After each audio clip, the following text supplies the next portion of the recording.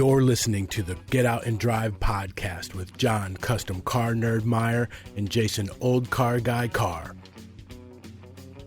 We'll be bringing you gearheads everything you never wanted to know about cars and why they should be on the road and not in your garage. Are you ready to get out and drive? Get those cars on the road October 2nd, 2022 to celebrate National Get Out and Drive Day. Visit nationalgetoutanddriveday.com for more info. All right, welcome back to the Get Out and Drive podcast. I am John, CustomCarNerd Meyer. And I am Jason, OldeCarrGuy Carr. We want to invite you to join us celebrating National Get Out and Drive Day on October 2nd, 2022. It's easy to celebrate. Just get out and drive. Grab your friends and family, hop in the car, and hit the road. This year, National Get Out and Drive Day is partnering with the RPM Foundation to raise money to fund the education and training of future restoration and preservation professionals in the automotive industry. Visit getoutanddrive.com to get your free 2022 official event decal.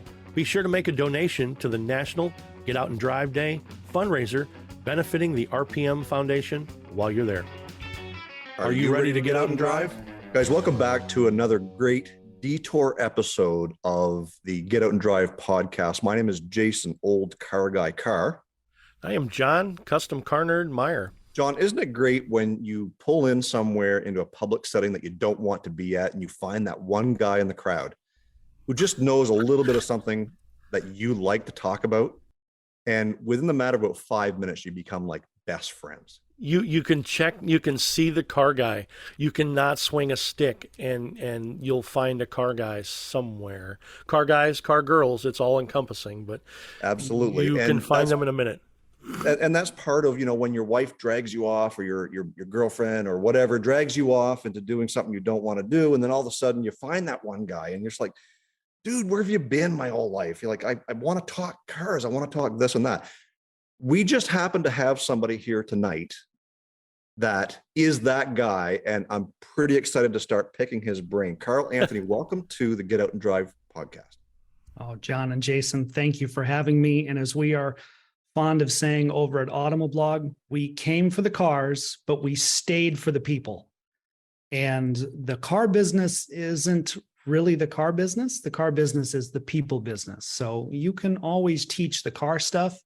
You can always mentor the younger generation. You can always, read a manual about cars or read a press release and learn more. But hey, it's nothing without the people, right? The people provide the stories about the cars. That's what we do on Get Out and Drive podcast, is to find out the stories and to find out why people care about cars.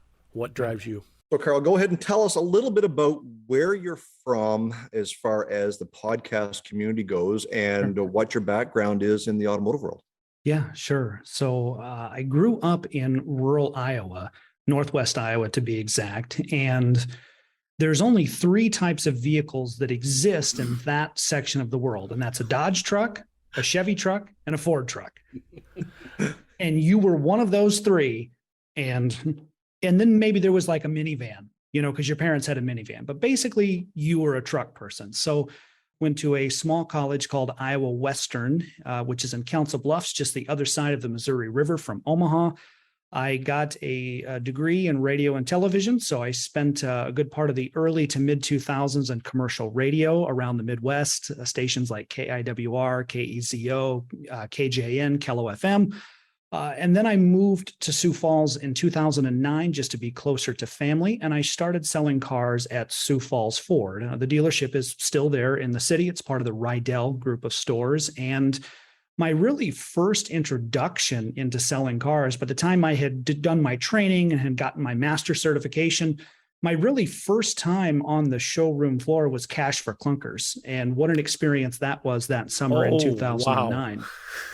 Yeah, wow. Just, kind of everything went belly up. And, this was my first time in the automotive business. So, not being from Detroit, Detroit was just, it was a place on the news. Then in 2014, moved to Detroit, had the opportunity to be a dealer trainer with Ford. And at the time, my first project with Ford was going around to dealerships all across the US and training them on the launch of the 2015 F-150, which included the switch over from the steel body to the aluminum body.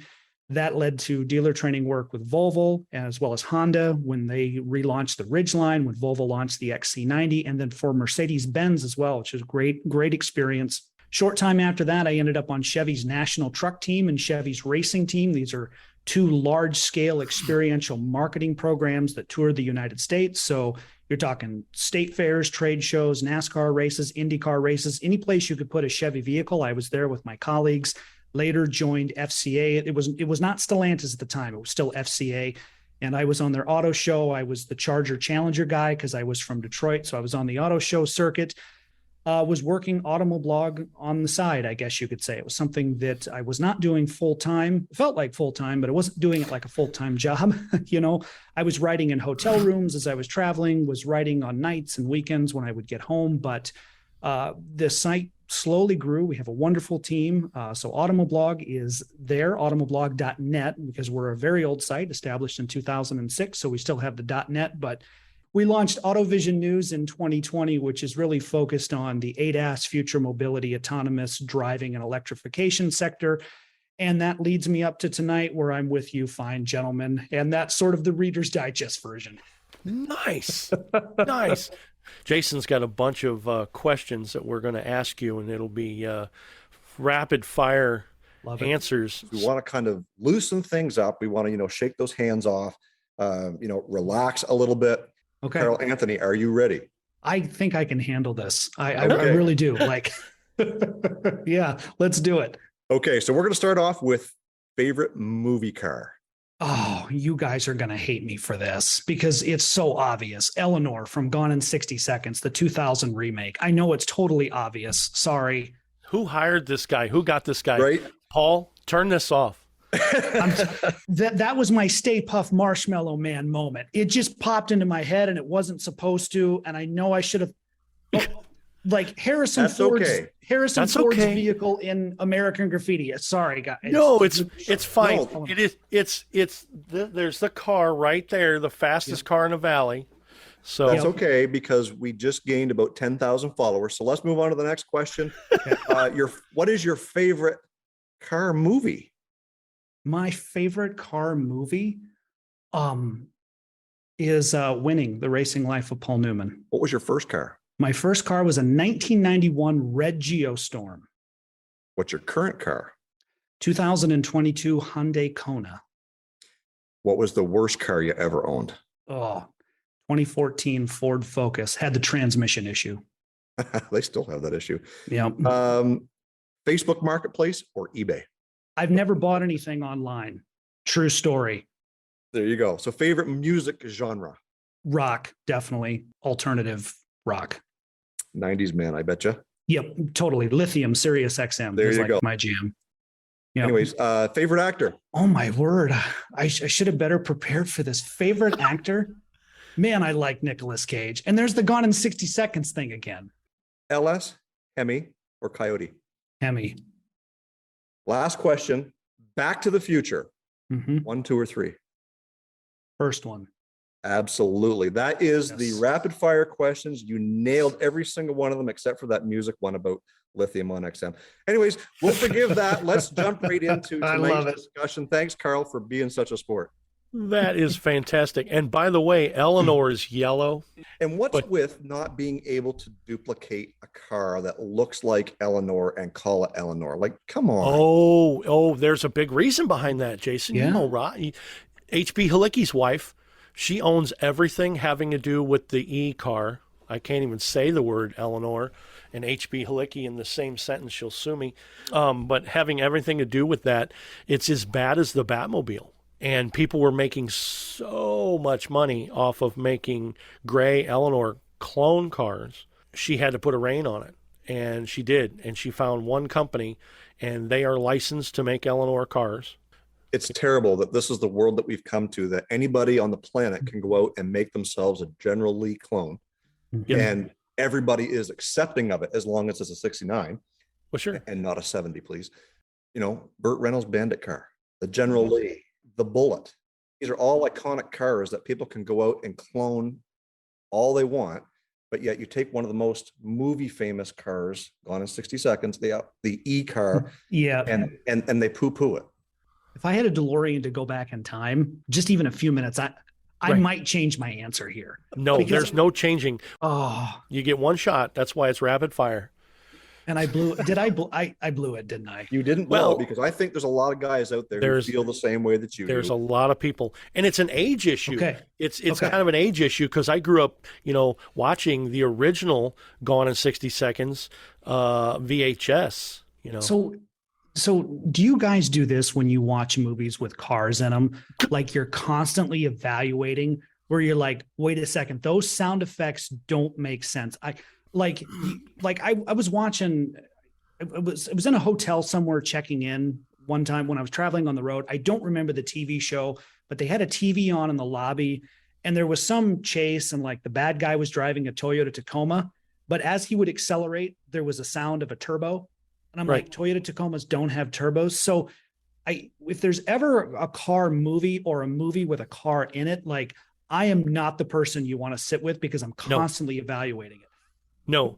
And I know we've said it before. You watched the chase scene from the movie Bullet.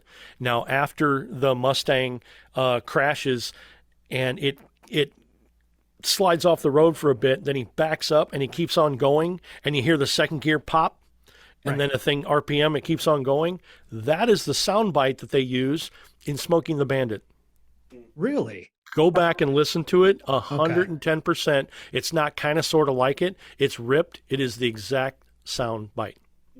Okay. So now that we're going down this rabbit hole. Oh, dude, go down the rabbit hole. Okay, I've got a shovel ahead of you. Yeah, let's do it. Okay. Now that we're going down this rabbit hole, I want to pick your guys' brain here because a couple months back, we did an article on Automoblog that was the 10 best car movies on Amazon Prime. And let me just preface it by saying there's a lot of great car movies on Amazon Prime. So we said in the article, Tony Baraz, who wrote it, we just kind of said, look, this list is by no means exhaustive, right? But we did not put Fast and Furious on it at all. One, because Tony hates that movie. So we said, like, look, if we're going to do any movie list for Automoblog, no Fast and Furious make it. That's kind of the unofficial rule. So what do you guys think of that series? Fast and Furious? Yeah. I think it's slow and ridiculous. Right. And I've told my wife before, if you see video of me and I'm holding a Pepsi watching the Fast and the Furious, secretly that means I've been kidnapped. Well, I need to chime in here and self-admittedly admit that I've probably watched up to the first 6. And that very much surprises me, Jason. So, well, you got to remember, I'm so much younger than you. I'm so much younger than you, John, that those movies appealed to my younger generation. No, I'm kidding. John and I aren't that far apart, but at the end of the day, I think the idea, hear me out, behind the Fast and the Furious movies was to do exactly what we are doing here tonight on this podcast, and that is to get the image, get the history, or get the spirit of cars enlisted into the younger generation. And I believe that that's what that movie series did, and will continue to do, because apparently they're still going. But that's because kids 25 years younger than you and I aren't growing up loving cars like you and I did, or like we did. And I think that that's what that series tried to do.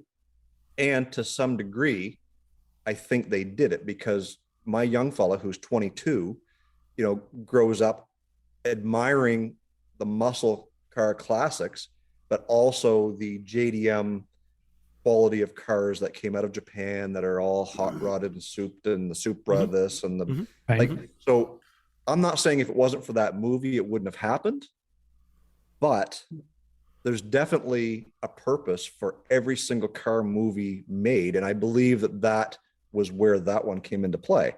Did I like those series of movies? Yeah, it was action packed. And yes, just like we talked about when we interviewed Norman Altizer, the movie guy, we sit there, we pick apart every movie when something was there a second ago, it's not now, or a car has white walls when it should have had white letters, or vice versa. Right.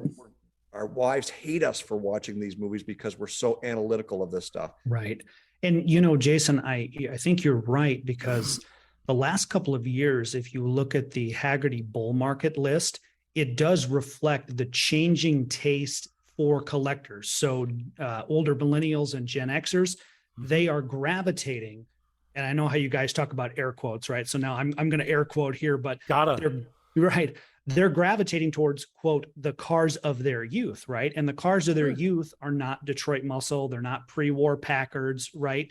They're the cars like the Acura Integras and the Dodge Vipers of the world. So I think that there are a number of video games at that time that helped influence that. And so this new generation of collectors, they get a little bit older and they say, that's my car, right? That's the car of my generation. And the collector car hobby is alive and well. And there were some rumors, I think, for a while that floated around, and I don't know where they came from. And maybe you guys heard this too, but that, the love of driving is dead, or that, and I just don't think that's true. I think when you look at these younger generations that are going after their version of collector cars, I think that it's like the hobby is just reemerging in new ways. People are always going to love to drive, and at least I hope so anyway. Yeah, I hope so too. And I can just remember that everyone's brain absolutely fell out when Hemmings had an Astrovan. They had an 87 Astrovan, and they put it on the cover of their magazine on purpose, because they said this 1980, whatever it was, 84 or 87 Astrovan is now a collector car. Look, I know everyone wants to get out and drive, but it's been difficult with the price of gas lately. But get out and drive doesn't have to mean physically driving your ride. Get out and drive means sharing your auto repair skills with the next generation. Hashtag, what drives youth? Get out and drive means watching a classic road trip movie or something with a cool chase scene. Get out and drive means hosting a car show or a cruise. Get out and drive means working on that project car to get it ready to get out and drive. Get out and drive means get those toy cars, Hot Wheels, remote control cars, and die casts and burn up the pavement. Get out and drive means supporting organizations that help keep the automotive industry and hobby alive. What does get out and drive mean to you? Let us know by leaving a message on our listener hotline. Just go to getoutanddrive.com, scroll to the bottom of the page, and click the listener hotline button.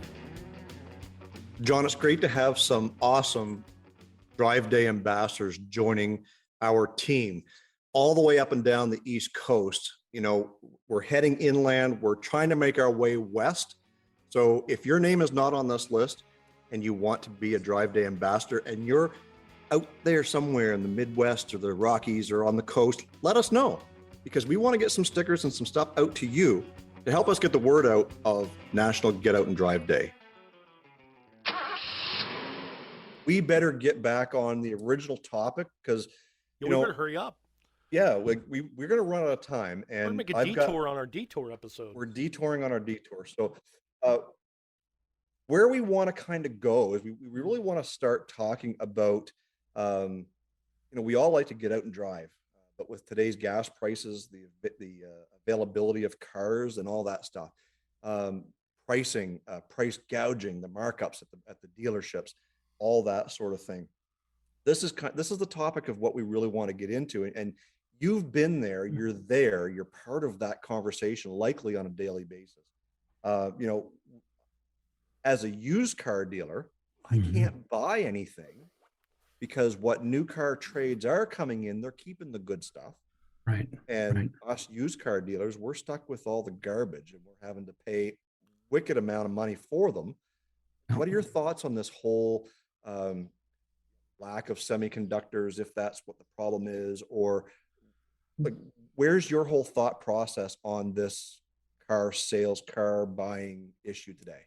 Yeah, so great question. And from my perspective, there's multiple layers that have probably been building for a long time.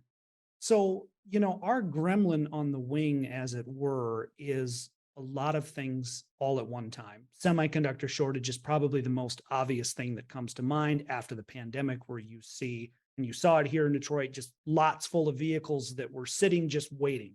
And you go, well, why are there so many? Well, because if you look at what automakers sell and what's in demand, it's higher trim levels. Higher trim levels are in demand and they have more stuff in them. You name it, it's the higher trim levels that sell, and they require more semiconductor muscle, so to say. We've been accustomed to sort of negotiating for a final out the door price, right? And today it's not like that. You're basically paying MSRP for a new car. And I think for a lot of consumers, that is very jolting. Now, the reverse of that is that their trades are worth more than they ever have been, right? I would believe that we got way more money for our 2014 Ford Focus than what it was actually worth, right? So from a consumer perspective, there's some offset. Yes, you're going to be paying MSRP, but you're probably going to get more for your trade. And my fear is that this may force some sales consultants to go into sort of an order taking mode where they're not necessarily inclined to learn the safety systems. And this goes back to the episode you had a couple of weeks ago about safety systems, where you had to educate the buyer about the brakes in the Dodge Neon, right? Mm-hmm, mm-hmm. Well, with advanced safety systems today, you need that education and then some, right? If you're just an order taker, there's less of an incentive to have that happen. Now, everything that you're saying, totally deja vu for me. Let's rewind to 1991, 92, okay. with a little company called Saturn. Yeah, okay, I'm with you. Yeah. General Motors tried doing exactly what you're doing. I have a white one and a red one and a blue one and a green one. That is a coupe. That is a convertible. Or excuse me, that's a coupe, that's a wagon, that's whatever. This is how much it costs. There's a Pontiac Sunfire if you'd like to drive that one. There's a Honda Accord if you'd like to drive that one. They had 4 comparable vehicles in their category, and they said, we will let you drive not only a Saturn, but we'll let you drive these other vehicles, and then we'll let the cars decide what car you want to buy. If you want to purchase it, that is what this costs. These are the options. This is package A, this is package B. You get these 6 colors, get the hell out of my dealership. That's what General Motors did with Saturn. Do you think it worked? Yeah, no, I don't think that it did. And I think if you read Bob because Lutz, that was an order taker situation. That it was drive through. You came through and you said, I'd like a number 4 with cheese, and you got a car. And Bob Lutz talks about this in his book, Car Guys versus Bean Counters. I've got that book right here next to me. It's a great book. And he talks about how Saturn was never profitable for GM, despite there being, high hopes and expectations for it, right? Yes. And John, you might be looking for a different car than Jason is looking for, right? Like Jason might only need a base trim model truck. Like that might be all he requires, so, that conversation is different than you if you're looking to purchase a 3-row SUV because you have to haul your kids and family. So they're talking about this thing right now. How do we have not just your typical used car salesman, but how do we have true product specialists at the dealership who can put meaning to all these packages and all this terminology without being, forceful and being like, okay, Jason, what's it going to take to get you in this car today? That system is gone. That system is outdated. That system is long gone. You realize that the dealership across the street, who's your competitor, they're in the same boat too. So there's not really an incentive to be customer centric. And again, I'm not picking on any one dealership, but this is the feedback that I have heard, from our readers from Automoblog. That's like, I feel like the customer service has gone downhill. I think there's a lot of lessons to be learned. What transpired in the past, whether you're looking at Saturn, whether you're looking at, and you guys talked about it in the last episode, changing technology and educating consumers with regard to that, right? I think there's a lot of value in looking at automotive history and then understanding that the buyer who's up and coming is drastically different than you and me, and probably drastically different than most people that read Automoblog on a daily basis and most people that listen to this podcast. It is a drastically different audience that wants different things. How viable that system is in a new era is yet to be determined. And I think there's a lot of people that are looking at ways to, enhance how that customer interaction takes place. That's why a lot of this stuff is taking place online, where you're doing 90% of the process online, then you're just going to the dealership simply to pick up the car, or it gets delivered to your house. That's what I was going to say. You got the Carvanas and the this and the that, and this is a whole different rabbit hole that we could kind of trail down for quite a while. Is with the advent of online and people being more comfortable to do transactions online, that we're moving in the direction of let's eliminate the sales people. Let's do selling direct.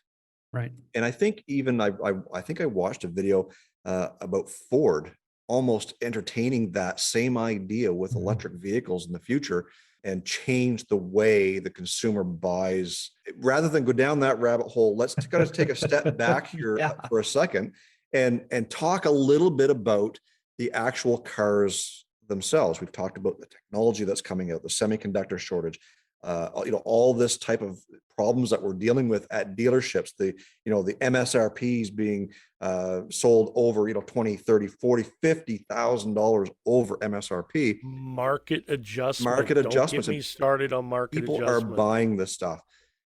Is there a benefit to me, Joe Schmo, opening up racingjunk.com, scrolling down through, finding a car that I like and saying, I wonder if I can buy that car that needs a little bit of work, fix it up, and buy the parts I need on racingjunk.com and do whatever it is I got to do to make this car work, to make it more affordable to me. But if we're going to go and buy a used car that needs a little bit of tinkering that I can do myself, am I further ahead to buy that car, put a few bucks into it, continue adding value to it every year to keep it going as long as the condition stays well? Like, how much further am I ahead by going and buying a $60,000, $70,000 pickup truck versus buying one for, say, 10 grand and just doing some maintenance, getting it running again, if I am that guy who just needs basic transportation? Such a good question. And I think that, again, I think that for the average Automoblog reader, I think for the average listener of your program and viewer of your program, it makes sense because they have some technical competencies already, right? So maybe they have parts already in the garage for it, right? If they're a longtime GM person, they might have stuff lying around. So if they get a Silverado that's 10 years old, right, they may have stuff on hand. They may have experience working on those vehicles already. They may be able to get parts at a discount through, a friend or something like that. So for some people, it may be beneficial for them if they can do the work themselves and they don't mind trading the time for the money, right? For a majority of Americans who live in an apartment, they may not even have a garage. They might have a carport. They park outside. They're not super proficient with cars. Even if they have a trusted mechanic, it may take them a lot of money to fix because they got to pay somebody else to do it. If you've got the mechanical competencies, by all means, you will probably come out ahead. And if you don't care about driving something late model, that's fine. I mean, my wife and I were in that boat. Our 2014 Ford Focus, basically the wheels fell off of it. I mean, not literally, but that basically we said, look, we're going to drive this car till the wheels fell off of it. I mean, the transmission was hanging on by a thread. There was an oil leak. The struts were bad. I mean, it was time, right? But we were in that mindset of like, look, cars are so expensive. Unless we're absolutely forced into it, we are going to continue to baby our Focus and just limp it along until we can't go on anymore. And sure enough, that happened. Hey, John, remember when we were kids, they had that little device that you pulled a cord on, it landed on a farm animal and made like a moo or a cluck? Oh, the CNC. Yeah. Wouldn't it be cool if they had something like that for cars? Dude, I think they do. No way. No, seriously, I got one right here. That sounds like a Viper. It is a Viper. You want to know what a Mustang sounds like? And no screams. No screams. You can't hear the crowd at all.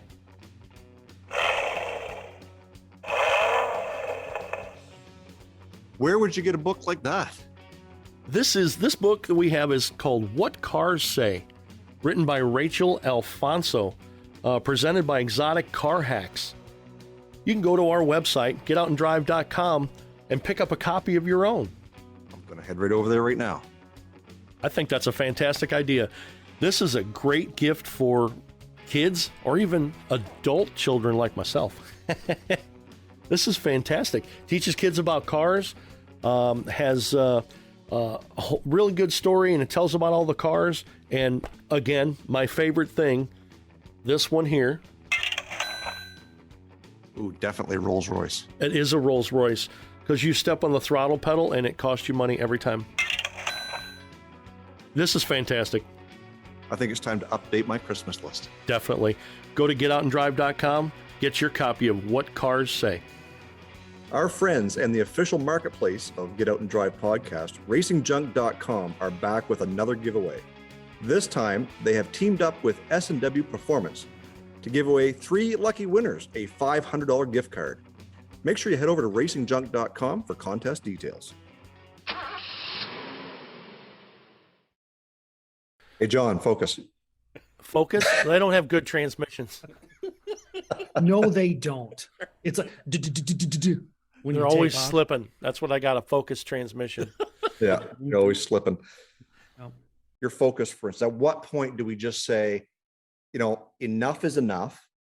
I just can't afford to put more money into it. I'm not going to get a great trade-in value. I'm not that mechanically inclined. Like you said, it's the right person, the right whatever. At what point do we say enough is enough? I can't, I've got to do something. Yeah. So I think that when it comes to major service bills that are not covered by warranty and you did not anticipate them, right? So this is different than in an owner's manual where there's a 50,000 mile service or a 70,000 mile service, or even doing, putting new tires on, which can be expensive. This is beyond that, right? This is, a transmission failure. This is something catastrophic where it will be multiple thousands of dollars. And unless you're 100% certain you're going to keep that car and you're going to essentially drive the wheels off of it and use every dollar of that service, right? You should cut your losses. And what's most likely going to happen is that, because every dealership does this and every mechanic who's worth their salt will do this too, is they will do a multi-point inspection, right? And so with that catastrophic failure that you're already in for, and minus the diagnostic fee of whatever that is, $150 or whatever that is, they might very well come back and say, hey, your front brakes are at 3 millimeters. There's another X number of dollars, right? And, we took a look and those sway bar links, not looking great, right? So if you start to see repair, like it's just piling up, you do 2 things. You fix the car and then you literally drive the wheels off of it to get all of your money out of it, or you cut your losses and you go brand new. Now, there are some advantages to both. So assuming your car is paid off and it's just an older car, you can take your service bill and you can divide it by 12 and you can say, okay, that's my new monthly payment, right? But if that monthly payment is high, then again, you might want to consider getting something new. But the advantage is that you've got your car, you're comfortable with your car, you're confident with your car, you know it, you understand it, and you don't have to worry about having something new. That point will depend, but if you're going to fix it, whether you're going to do the work yourself or whether you're going to pay a professional technician to do it, make sure that you don't trade it off within a year. You know what I mean? That you really, because you will never get that back on trade. Make sure you drive the wheels off of it. So that's the breaking point for me. And that's what I used to tell people as a service advisor. I'd be like, look, okay, new tires and front brakes, and you're good for a while. I won't see you, barring something catastrophic happening, I won't see you until you're due for an oil change, right? That's fine. That's livable. That's doable. But if you're looking at something where you're like, look, this is a down payment on a late model vehicle. And, so if somebody would go, well, yeah, I got a lot of miles on this vehicle, but I don't travel anymore for work. I don't commute anymore for work. I live closer to where I work. I'm probably only driving about 8,000 miles a year. He just described every one of my cars. It was like 2 years ago. It was no, I'm sorry. Thanks, COVID. It was 5 years ago. I put a $1,500 transmission in a 94 Suburban that I paid $250 for. That's just how I roll because I'm mechanically inclined. And now my newest car is a 1994, and I've got an 89 Jeep. And I think Joanne had to come in and correct you. She did. She did. I had just gotten the Jeep at that point, and she reminded me that it's an 89, and we bought that vehicle specifically. It has manual locks, it has power steering, power brakes, but manual locks and manual windows and fixable manual everything. Right. And that's really it. That's the main reason we bought the car, because we're like, do we spend a decent amount of money on this 89 Jeep, or do we spend a whole bunch of money on another vehicle that's got all the bells and whistles and it could break in a year? And some of my perspective, and maybe if it helps your listeners and your viewers, sure. Some of my perspective is that I'm coming from cars strictly as a commodity in this case. Oh, right? Most certainly. You know what I mean? And that I think is where we're heading with cars today. And I think we've been that way for a while. I have a friend who's like, I feel like cars today are like iPhones, right? That you just, after a couple of years, you just go, okay, here, I'm going to get another one. Right. And there's not the obsolescence. Right. And there's not so much of an emotional attachment, so I guess my answer is really kind of more predicated on the fact that you have a car now and you're at that breaking point where there's a ton of repair bills, but you're not super emotionally attached to it. And you're like, okay, I'm just going to get something new. Right. But I will say, I will say this, like my favorite vehicle I've ever owned was my 2005 Ford Ranger. Okay. It was an FX4. It's not anything that's going to make like a Haggerty hot list or anything like that. But, I ended up driving the wheels off that truck, and I loved it. And the only reason why I got a new F-150 is because by that time I was working at Sioux Falls Ford. Like if I had that Ranger now, I would be like, yes, that was my first real Ford truck. Great memories in that truck. That was a truck I had all through college. Nothing special about it. It was just a gray Ford Ranger, right? Mm-hmm. So if there's an emotional attachment there, then that's different, right? If my daily driver was my 2005 Ranger, yeah, I would probably spend more money than I would for, say, ye old Ford Focus, right? When my wife and I were just like, we're just ready to be done with this thing because it's just nickel and diming us to no ends, right? It's more of a financial decision. Okay, I'm not going to fix this. I'm going to get something new that's got warranty, that's got better fuel economy, more safety features, et cetera, et cetera. So I got 2 points to make. So first one right out of the gate is I buy on emotion, and it's hard not to do that. I buy it because I like the look, I like the style, the comfort, the whatever it happens to be. I buy on emotion. That's why I have too many vehicles and my wife gets mad at me. But back to what John said about, buying the 89 Jeep with the manual everything. I mean, to me, that's a smart buying decision, to buying a vehicle with manual everything, especially a Jeep, because you need not to have to fix those things that fail regularly that Jeeps had back in the 80s. So yeah, I get that. Today, I mean, almost everything comes power windows, power locks, and probably cruise control, tilt, all that as standard equipment. Yep. So if you're looking for the non-power nothing, you're likely not going to find it. So I think as we move forward in society, to find out what works best for us, is the car going to be a commodity? Is it just basic transportation? Is there a specific need for it? Do I need the GPS, the backup camera, the collision avoidance, the lane departure, blah, blah, blah? Right. Or am I mechanically inclined enough and knowledgeable enough to go out and buy that 25, 30-year-old relic that I can put a few bucks into, I can spend, some money on some tools and fix it myself and keep that thing going? But, like the idea is that the cars today are just cookie cuttered out. There's no emotional value to a lot of people. It's just basic transportation, and it's to get them from point A to point B. And I think that a lot of the insight, Carl, that you shared with us tonight for our listeners is great information for them to move on and make some of those informative decisions on, am I buying on emotion? Am I buying for a necessity? Is it a specific purpose on what I need, either this pickup or cargo van or minivan or little piss pot, whatever it happens to be? Right. Is there a specific purpose in their mind? And I want to thank you for enlightening us, for having that knowledge to share with us, because obviously John and I don't have it, to share with our listeners, and having you be a part of that and sharing that information, I think is going to help people make a lot of well-informed decisions moving forward. So at the end of the day, folks, if you're inclined to learn more about what it is that Carl has to offer, make sure you check out Automoblog, as well as, am I saying that right? Automoblog? Yes, that's correct. As well as AutoVision News, which might be a little more techie for you, but at the end of the day, make sure you check those guys out. Carl, any final thoughts that you have before we end this podcast? Yeah, and I was so excited to come on and be with you guys, because I know you're a true enthusiast, following you on LinkedIn, of course, listening to the past episodes. It's wonderful to hear your perspective as enthusiast and loving the older cars. Jason, as you were talking there for a second about, cars being commodities and, older versus newer, I'm reminded of something I heard frequently on the road with Chevy truck team.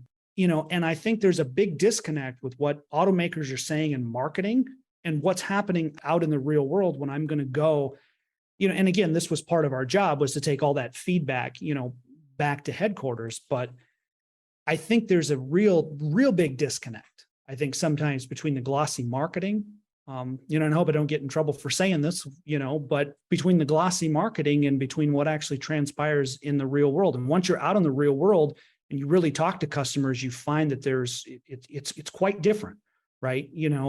Yes, everybody wants a crew cab and everybody wants a nice truck with leather, but again, for a certain portion of the population, that's not what they need, right? They need something rugged, they need something durable, that if they drop a hammer or a crowbar in the back, or I grew up on a farm, you fix fence all the time, right? So you always have your fence supplies, because you always have to fix fence, right? And where does that go? It goes in the bed of your truck. Right. I think you hear a lot of, we've talked to all of our customers. I don't doubt that you have, but, your cowboy Cadillacs, nice as they are, that is not the truck that's needed out in, the heartland. So sorry, I'm passionate about this particular topic. And I see it, and it's great. And then for us to have the content is incredible. And thank you. So you're welcome. Well, again, Carl, it's great to have you be a part of this conversation, and we're always learning. We're always wanting to learn, and we want to share with our fellow viewers. Thank you for being a part of the Get Out and Drive podcast. You've been an inspiration to those who are eager to jump into that next sale, or to continue wrenching on that old beater. Regardless of what you guys are going to do, make sure you have yourself the proper information to make an informed decision. That's all we're really asking you. And, as we move forward, Carl, thank you so much. It was a pleasure having you a part of the podcast. My pleasure, gentlemen. Thank you so much. Jason, you like cruising around the internet, just searching for projects that you don't need. You do that? I do. It's probably my second job. It is your second job. I know I get smacked all the time because I've got plenty of projects, and I secretly still look for things other than the things that are in my driveway. What's wrong with us? I don't know. It's definitely a sickness, but one of my favorite places to visit is racingjunk.com. I go there a lot. I probably shouldn't, but I go there a lot. It's like a little secret hideout. I get really good deals there.